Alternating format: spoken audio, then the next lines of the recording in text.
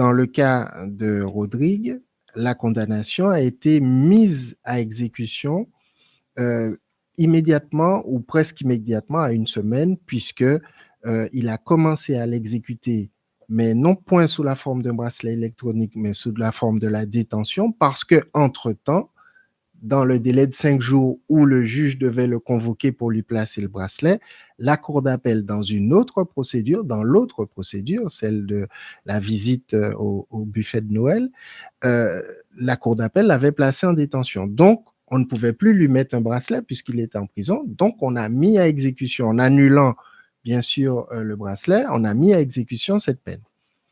Lorsque cette peine de 10 mois de bracelet est mise à exécution, de 10 mois d'emprisonnement, puisque le bracelet, c'est de l'emprisonnement, du cos, c'est de l'emprisonnement, est mise à exécution, si Rodrigue fait appel et qu'il fait appel seul, eh bien, il encourt une peine qui peut aller de 0 jusqu'à 10 mois. On ne peut pas aller au-delà. Par contre, si le procureur ou le procureur général fait appel, là, les compteurs sont remis à 0 et la peine encourue est celle du début, donc plusieurs années de prison.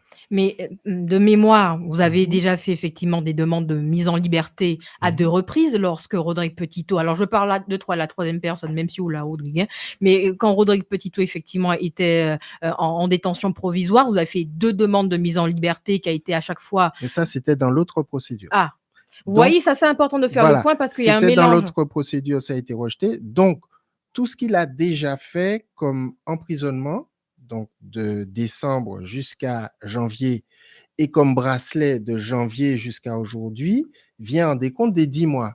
Mais ça n'a aucun intérêt de se poser cette question-là dans la mesure où la peine qu'il risque est bien supérieure, se compte en nombre d'années, puisque le procureur a fait appel. Donc, quand il y a appel du procureur, les compteurs sont remis à 0. Donc, de la même façon qu'il risquait une peine de plusieurs années en première instance, en cours d'appel, il risque également la même peine de plusieurs années. Sauf que il est innocent.